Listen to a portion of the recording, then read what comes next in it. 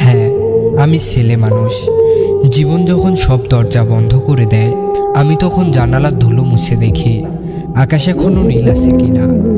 আমি হেরে যাই ঠিকই, স্বপ্ন ভেঙে টুকরো টুকরো হয়ে যায়, তবুও প্রতিটি টুকরো কুড়িয়ে রাখি।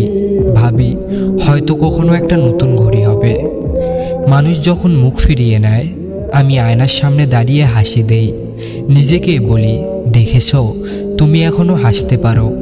আমি কাঁদি, কেউ তা টেরও পায় না, কারণ আমার কান্না বরফের মতো, ভেতরে গলে যায়, বাইরে পানি হয় না।